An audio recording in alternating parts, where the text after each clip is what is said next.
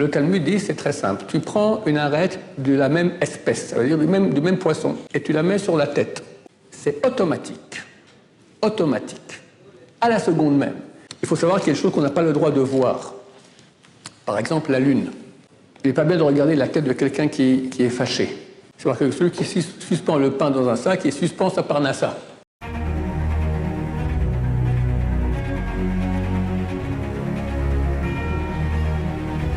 Ce que je vous ai dit pour la réfoua schéma rapide et complète de Steven Avraham Ben Vivian Chaya Bezrat Hashem. Alors on continue un deuxième cours sur les superstitions. En deux mots, la Torah est contre le mensonge et des coutumes qui proviennent uniquement de superstitions, c'est contraire à la Torah. Par contre, il y a beaucoup de choses qui sont dans la Torah qui pourraient ressembler à des superstitions, mais vu que ça provient de la Torah, alors ce ne sont pas des superstitions, ce sont des choses qui ont vraiment un sens.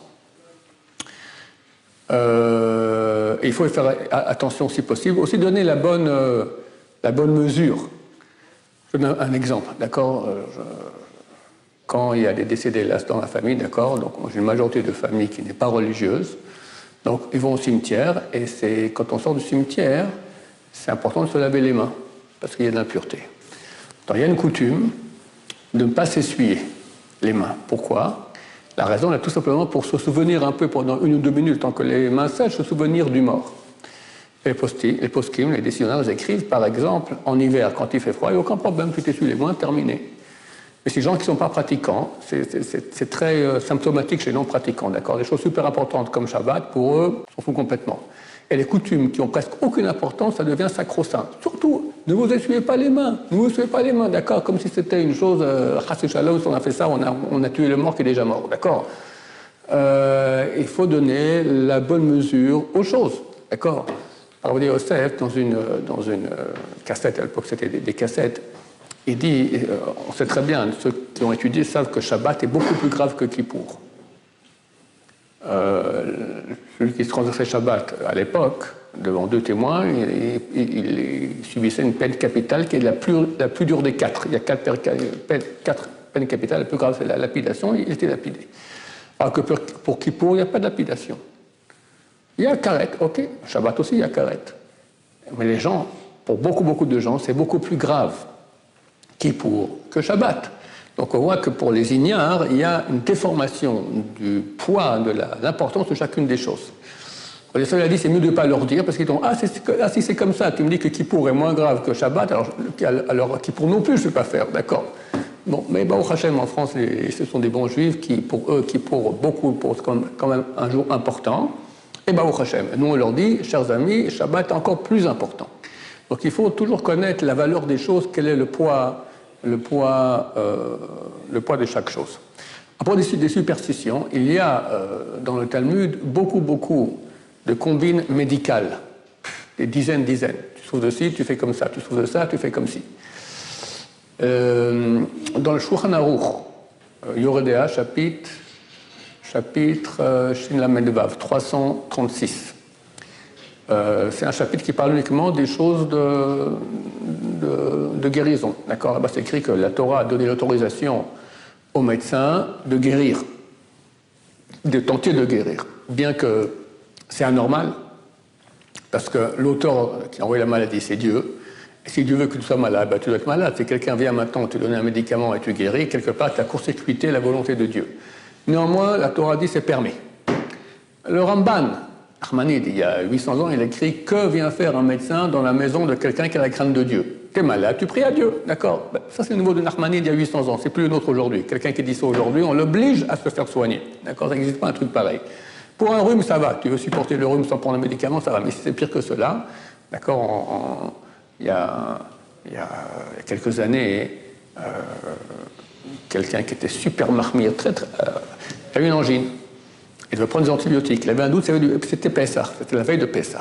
Il s'est dit, je me demande s'il y a du Hametz dans l'antibiotique ou pas. Il dit, je préfère pas le prendre. Le lendemain de Pessah, le type, il est mort. D'accord, une angine, c'est mortel. D'accord, quelqu'un qui ne se soigne pas, il est responsable. Il est assassin de sa propre personne. Donc c'est certain qu'il faut se soigner.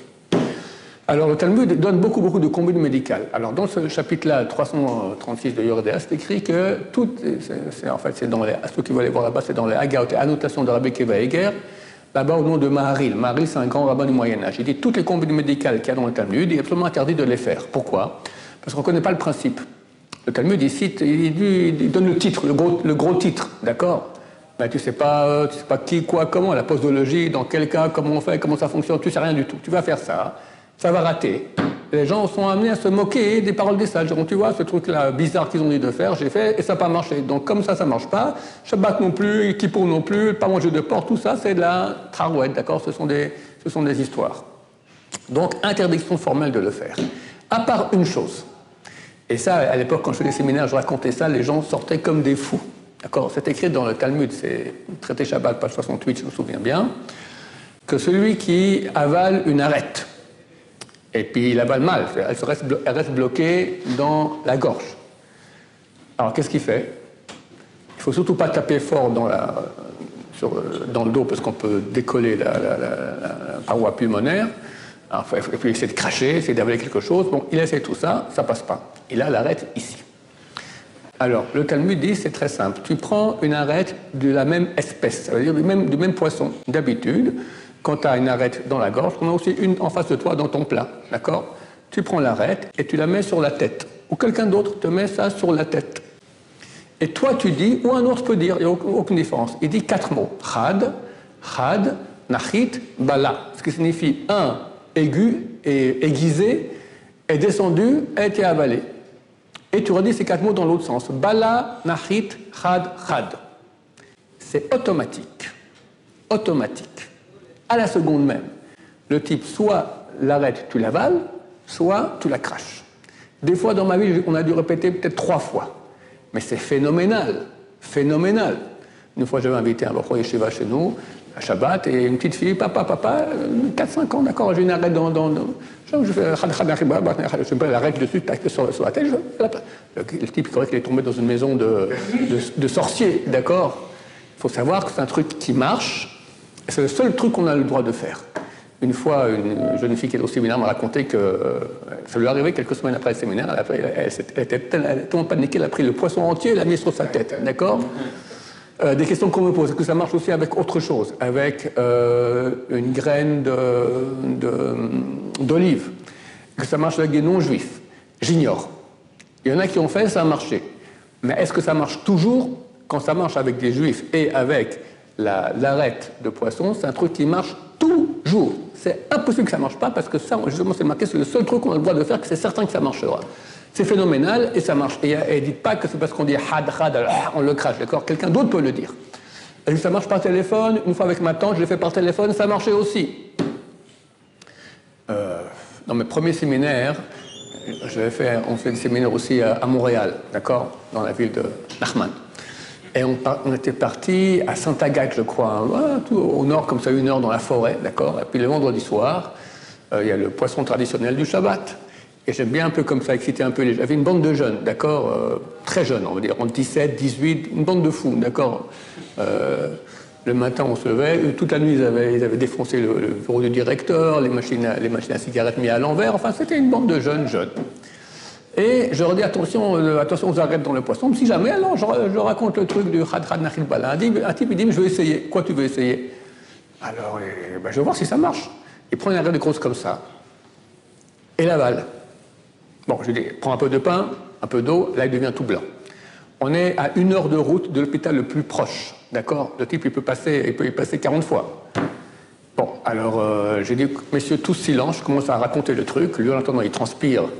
Il est tout blanc, il transpire comme ça. La vérité, j'ai eu peur. Pourquoi? Parce que je sais que ça marche. Mais quand c'est arrivé comme ça, mais un fou qui fait exprès, peut-être du ciel, ils vont le punir, tu fais l'idiot, crève, d'accord? Alors, on l'a fait, et au Hachem, sur place, c'est passé. Son copain dit, moi aussi, je vais essayer. D'accord, lui aussi, il a pris, il a fait, et ça a marché. Donc, c'est un truc phénoménal. Voilà, mais c'est le seul qu'on peut faire. Les autres combines médicales qu'il y a dans le Talmud, ce sont des choses interdites. Pas parce que ça ne marche pas, c'est parce qu'on ne sait pas comment le réaliser pour que ça marche. Et maintenant, on va regarder encore si on a ici d'autres sujets comme ça. Je vais regarder un peu dans les livres qui parlent de toutes les choses. Il faut savoir qu'il y a des choses qu'on n'a pas le droit de voir. Par exemple, la lune. On fait, une fois par mois, on fait Kiddush Birkat Elvana, la bénédiction de la lune, la comptant le 7e et le 14e jour du mois. Mais il faut regarder une seconde, pas longtemps, et après faire la bénédiction. Parce que la lune, elle correspond à la Shrina. D'accord? Comme au niveau des sphères, il y a la sphère la plus basse, s'appelle la royauté, qui correspond à la Shrina, elle reçoit le flux d'en haut, comme le soleil reçoit le flux de la lune. Donc c'est pas kavod, c'est pas honorable de regarder comme ça une représentation de la... C'est pas la Shrina, mais ça symbolise la Shrina. Il y a un rapport entre ça et la Shrina, on va dire. C'est pas plus qu'une symbolique. Idem, la Gemara dit que celui qui regarde l'arc-en-ciel, alors il manque d'honneur envers son Dieu. Pourquoi? L'arc-en-ciel, c'est aussi... pourquoi il y a l'arc-en-ciel? Après le déluge, Dieu a dit à Noé, voilà, c'est fini, je n'amènerai plus le déluge. Mais chaque fois que je voudrais amener un déluge, je montrais l'arc-en-ciel pour rappeler la brite. La brite, c'est quoi? L'alliance que j'ai faite avec l'humanité de ne pas amener l'arc-en-ciel. Maintenant, c'est quoi la brite aussi en hébreu? La brite, c'est l'organe génital, la brite mila, d'accord? Alliance au niveau génital. Et si maintenant tu regardes l'arc-en-ciel, c'est comme si quelque part tu regardes la nudité d'Hachem, chas shalom. Donc il ne faut pas regarder longtemps. Quand il y a un arc-en-ciel, il y a une bénédiction à faire. On l'a fait, on regarde une minute, enfin 30, on regarde 2-3 secondes, on l'a vu, tac, on fait la bénédiction, terminé. Il n'est pas bien de regarder la tête de quelqu'un qui est fâché. Parce que quand quelqu'un est en colère, son âme pure part et vient à la place une âme du sitra achra, du côté négatif. Et tu regardes maintenant le côté négatif, et puis nous, notre âme, elle est impactisée par les choses qu'on voit. D'accord? C'est pour ça qu'il est bien aussi de ne pas voir la tête d'un rachat. Quelqu'un qui est un mécréant, c'est pas bien de regarder sa tête. Ou même pas un mécréant, même actuellement, il fait un péché. D'accord? Tu vois quelqu'un, un juif rouler en voiture Shabbat, il ne faut pas regarder sa tête, parce qu'il est en train de faire un péché grave, de transgresser le Shabbat. D'accord? Toutes ces choses-là, pour préserver la pureté de notre âme.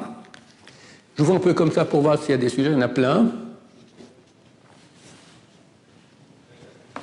Il n'est pas bien de suspendre du pain dans un sac. C'est-à-dire que celui qui suspend le pain dans un sac, il suspend sa parnassa. D'accord? Il ne faut pas faire ça. C'est mauvais pour la parnassa. De même aussi, marcher sur les miettes. Je marquais qu'il y a un ange qui attend seulement qu'on marche sur les miettes pour pouvoir nous amener la pauvreté à Dieu ne plaise. Et la Gemara raconte qu'une fois, il y avait un qui faisait très attention toujours quand il mangeait, de ramasser les miettes pour pas qu'on marche dessus. Et une fois, il a mangé dans un champ. Et là, l'ange de la pauvreté il dit, à ce coup-là, je vais l'avoir. Il va pas... t'as plein de miettes par terre, parmi la broussaille, c'est l'herbe, il va pas... C'est fichu, il va pas prendre chaque miette. Et ben, le type, il a pris une pelle, il a ramassé toute la terre à laquelle il y avait les toits, il l'a mis dans un sac comme ça. L'ange est tombé à la renverse, tellement il a été épaté. Voilà, donc d'habitude, nous tous voulons avoir une bonne parnassa, donc faire attention de ne pas marcher sur les miettes. C'est dur quand on a des enfants, d'accord? Alors faire le maximum possible, pas rentrer en colère, parce que ça aussi, c'est écrit que lorsque Dieu va amener une bonne parnassa à quelqu'un, alors le côté négatif accuse dans sa vie, mais pourquoi il ne mérite pas? Alors Dieu dit non, mais il a aussi des mitzvot. Alors le côté négatif dit ok, viens, fais-lui un test. Ils lui font un test pour voir s'il va s'énerver ou pas. S'il s'énerve, fini, il a perdu toute la bonne parnassa qu'il aurait dû recevoir. C'est un truc connu. Chaque fois que Dieu veut donner un grand cadeau, il va amener un test à quelqu'un de colère, et si c'est en colère, il perd tout. Hachem Ishmor. Il ne faut pas donner le nom à un enfant qui est né au nom d'une personne qui est mort jeune, d'autant plus si elle est morte aussi avec des souffrances, maladie ou choses. Mais même si elle est morte sans souffrance, il ne faut pas. Pourquoi? Parce que d'habitude, cette personne, vu qu'elle est morte jeune, elle n'a pas fini son tikkun, elle revient en Gilgoul, et elle est morte parce qu'elle avait des problèmes. Elle n'a pas réglé tous ses problèmes, et si on appelle maintenant le nouveau-né au nom de cette personne-là, alors il revient en Gilgoul, en réincarnation dans le petit bébé, et le pauvre petit bébé, il aura les problèmes, vu que ce type-là, il est mort jeune, il avait des problèmes, et qu'il n'a pas réglé tous les problèmes. Donc on ne fait pas ça. Ce qu'on peut faire, c'est mettre un deuxième nom. C'est-à-dire que quand on met un double nom, ce n'est pas un nom et un nom, c'est un troisième nom. Une fois, j'ai une fille qui est née, encore, d'accord, j'ai eu cette fille. Puis au bout d'un moment, au niveau de l'imagination, comment on va l'appeler, on n'a plus de bonnes idées, d'accord? Alors je suis allé à le Rabbi Tzemach Bachar Zatzal, qui était le grand de la Torah, Et je lui ai dit, Mazal Tov, une fille qui est née, on aimerait l'appeler Elisheva. Il m'a dit, Od, quelque chose d'autre. Tout ce qui est avec 7, j'ai appris, c'est des mauvais prénoms. Elisheva, Batsheva. Pourquoi? Parce que ça correspond à la Malchoute, la royauté, qui est justement la Shrina, qui est en galoute, qui souffre, d'accord? Ou Rachel aussi, c'est un très mauvais prénom. Rachel, c'est le prénom que je préférais le plus au monde. Alors, une de mes filles, je l'appelais Rachel. Et quand elle avait environ 4 ans, le Rabbi Tzvi m'a dit, c'est pas bien. Je lui ai dit, pourquoi pas bien? C'est pas bien pour la parnassa, c'est pas bien pour la santé, c'est pas bien pour le zévouk, c'est pas bien pour tout ce qui est possible de bien, c'est pas bien, d'accord? Alors on l'a changé en Ephrat. Comment on fait pour changer? Pas besoin d'aller faire une nomination à la synagogue, on décide maintenant qu'on l'appelle Ephrat, et le Rav mentionne chaque Rachel, il a changé en Ephrat. Alors, je reviens à une autre fille, d'accord, donc elle est née, je viens voir la Rabbi Tzvi, je lui dis, Elisheva, il me dit, Od, quelque chose d'autre. Je lui dis, Simcha, il me dit, Od, aussi. Encore, de là où nous apprenons que Simcha aussi, c'est pas un bon prénom. Après, je vous ferai toute la liste, si vous voulez, des mauvais prénoms et des bons prénoms. Alors, je lui dis, Elisheva Simcha. Les deux à la fois me disent, oui, c'est bon. De là, on a appris que même 2 prénoms, moins, ça fait plus, d'accord? C'est plus un mauvais prénom ou un autre mauvais prénom. C'est déjà un 3e prénom qui est nouveau, donc il n'y a pas de problème. Donc, maintenant, s'il y a des considérations politiques, familiales, il faut absolument appeler le gosse au nom du grand-père qui est décédé, ou l'oncle, le frère de la sœur de la tante, d'accord? Et sinon, ça va faire un scandale. Et toi, d'abord, tu n'aimes pas ce prénom. 2, le type, il est mort dans des conditions terribles, jeune, d'accord? Alors, tu mets 2 prénoms, et dans ce cas-là, il n'y a aucun problème. Parce que c'est un 3e prénom, et ce ne sera pas le prénom au nom du type. Toute la famille sera contente, parce que quand même, le prénom a été donné, mais ce qu'ils ne savent pas, c'est qu'en fait, il n'a pas été donné. Il a été donné qu'en 2e nom, ou en premier, avec un 2e qui l'accompagne. Ma première fille, c'est ce que j'ai fait, d'accord? Ma première fille... quelqu'un a fait très grande pression pour l'appeler Avital. Ok, je l'ai appelé Avital. Après, 2-3 semaines avant l'accouchement, il y a ma grand-mère qui est décédée. Léa, elle s'appelait. Alors j'ai dit, on va mettre Léa aussi en souvenir de ma grand-mère. Ma femme m'a dit, non, il y a ma grand-mère aussi qui est décédée, Sarah. Alors on peut Avital, Sarah et Léa. D'accord? Après, on était tranquille, on pouvait appeler comme on voulait. Il a plus fini, toutes les pressions familiales ont été éliminées. Il faut savoir qu'un prénom n'est un prénom que si on appelle la personne ainsi. Donc ma fille, par exemple, Sarah, Avital Sarah Léa, plus personne au monde l'appelle Avital Sarah Léa, qui a le temps d'appeler quelqu'un comme ça, d'accord? On l'appelle Avital. Donc les 2 prénoms Sarah Léa, ils ont été déracinés. Les hommes aussi. Si quelqu'un il a 14 prénoms, des fois il y en a qui donnent plusieurs. Il faut savoir que c'est casse-pied, parce que quand on nous demande de prier pour arriver à quelqu'un, il faut se souvenir des 4 prénoms, c'est un peu difficile. C'est beaucoup plus simple, un prénom, fils de un prénom. Il faut savoir que si on ne l'appelle pas comme ça, les prénoms sont déracinés. Un homme, c'est plus dur à être déraciné parce qu'il monte à la Torah. Il monte à la Torah, normalement, une fois tous les 30 jours, il faut monter à la Torah, et là, il va rappeler tous les prénoms qu'il a. Donc, les prénoms restent, à condition qu'on l'appelle avec son prénom. Ici en Israël, par exemple, chez les Faradim, on n'appelle pas avec le prénom. Le type, il monte, on n'appelle jamais. Donc, si quelqu'un, on ne l'appelle pas avec son prénom est déraciné. D'accord? C'est pour ça que, toujours quand on me demande de prier pour quelqu'un, je demande les prénoms usuels. Là, ce cours, maintenant, par exemple, il a été dessiné pour quelqu'un qui s'appelle Steven Abraham Ben Viviane. Après, j'ai rajouté Osechaya. On m'a dit, elle s'appelle Osechaya, la mère. Mais ça, c'est le nom juif que jamais personne ne donne à personne. Personne ne l'appelle comme ça dans la vie courante. Donc, ce prénom, en fait, il n'existe pas. Donc, ça ne sert à rien d'avoir. Les gens croient qu'il faut, pour prier, il faut donner le prénom juif. Au contraire, vu que le prénom juif, d'habitude, il n'est pas utilisé, je parle des Français, d'accord? Elle s'appelle Jennifer Masouda. Quelqu'un l'appelle Masouda, jamais, on l'appelle Jennifer, d'accord? C'est beaucoup plus moderne et sympathique. Alors, elle s'appelle Jennifer. Elle ne s'appelle pas Masouda, ça ne sert à rien de l'appeler Jennifer Masouda parce que ce n'est pas son prénom, c'est Jennifer, d'accord? Les bons prénoms, les meilleurs pour les hommes, c'est Eliaou et Israël. Les pires, c'est Yitzhak et Shmuel. On n'a pas ici, Baruch Hashem. Pour les jeunes filles, les meilleurs prénoms pour les jeunes filles, il y en a 3. Chaya, Chava et Sarah. Les pires, Rachel, Simcha, Elisheva, Batsheva, Mazal, Mazal Tov, Ruchama, Nechama. Je crois que j'ai tout dit. Bezrat Hashem. Est-ce qu'on peut utiliser Shabtai à cause de Shabtai? Déconseillé. Quelqu'un va me poser la question maintenant. Quelqu'un m'a posé la question, il m'a dit comment ça se fait que des gens appellent leur enfant Elimelech. Alors je vérifie directement sur le logiciel, est-ce qu'il y a un autre Elimelech à part le mari de Naomi? Elimelech était le grand de la génération. Mais il est considéré comme un mécréant parce qu'il a quitté la terre d'Israël, vu qu'il y avait ici la famine, il a peur qu'on lui ait demandé trop de tzedaka, il devait devoir donner trop de tzedaka, donc il a quitté la terre d'Israël. Et Dieu n'aime pas qu'on quitte la terre d'Israël. Pour des grands tzadikim comme lui, Dieu l'a tué. Me demande le type qui me pose la question, comment ça fait que des gens appellent leur fils Elimelech alors que c'est un mécréant, c'est un tzadik, mais comment a fait des péchés, qui a été tué pour cela. C'est pas bien d'appeler un enfant comme ça. Alors vérifier, il n'y a pas d'autre Elimelech. Alors c'est vraiment le seul qui est comme ça, d'accord? Alors c'est mieux de ne pas l'appeler ainsi. Comment ça fait que des gens le font? Alors il faut dire qu'ils n'appellent pas leur fils Elimelech au nom de Elimelech, le mari de Naomi qui a été tué par Dieu. Parce que c'est un prénom qu'ils aiment bien, rien à voir. Elimelech signifie mon Dieu est un roi. Bon, ça va, on aime bien dire que mon Dieu est un roi. Bon, c'est une façon un peu diavad, essayer de récupérer la chose pour pas que ce soit considéré. Mais par exemple, il y a des prénoms de Rechaim. Il y en a qui appellent ici en Israël Nimrod. Nimrod, c'est marqué que c'était l'ennemi de Dieu, d'accord? Ou toutes sortes de Korach, d'accord? Toutes sortes de prénoms de gens qui étaient des grands mécréants. Il ne faut pas appeler les enfants comme ça. Au contraire, appeler au nom des tzadikim, Bezrat Hashem. Il ne faut pas laisser le garçon, on lui donne le prénom à la brit mila. Les filles, il ne faut pas attendre longtemps pour donner le prénom. Aussi un garçon qui est prématuré, par exemple, où on peut, pour des raisons médicales, on ne peut pas lui faire la brit mila rapidement, c'est bien de donner le prénom rapidement, d'accord? Pas plus que 30 jours, en tout cas depuis la naissance, parce que le nom de la personne correspond à la neshama de la personne, d'accord?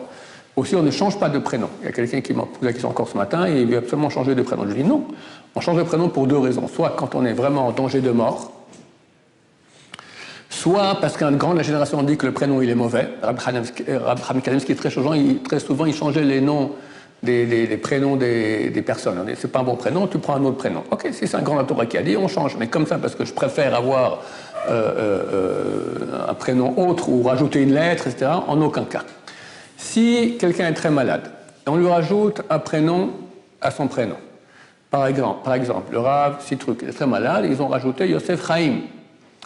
Alors, une fois que le type, il est décédé, est-ce que son prénom c'est Yosef ou Yosef Chaim? Alors, ça dépend.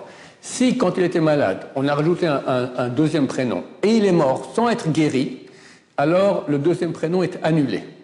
S'il a guéri, après, plus tard, il est de nouveau tombé malade ou simplement il est mort normalement, d'accord, alors le deuxième prénom reste. Ça, c'est pour la suite des opérations après le décès. C'est bien d'avoir un prénom juif. D'où on apprend cela parce que Béné Israël, quand ils sont en Égypte, ils n'ont pas changé leur prénom. C'est une des trois choses qu'ils ont fait pour se préserver de l'assimilation. Et Rabbi Chaim Kanievski, c'est le seul qui dit ça. Bon, c'est comme un grand de Torah, il dit c'est mieux d'avoir un prénom du Tanakh, de la Bible. D'accord? Et attention, pas prendre un prénom d'un tordu. Prendre un prénom de quelqu'un de bien. Un grand rabbin du Moyen-Âge s'appelle Rabbi Yehuda Chassid, qui a dit qu'il ne faut pas se marier avec une femme dont le nom du père est le même que soi-même, que le khatan. Pourquoi? On va dire, bon, moi, mon prénom, c'est Ron, d'accord? Je me marie avec une fille dont le papa s'appelle Ron. Maintenant, il y a une interdiction d'appeler son papa par son prénom. C'est pas kavod. Il faut appeler papa ou mon père, Ron, d'accord? On ne peut pas appeler comme ça Ron, d'accord? Un fils appelle son père, ça ne va pas du tout. Attends, elle appelle son mari Ron, et son mari et son père, il est là.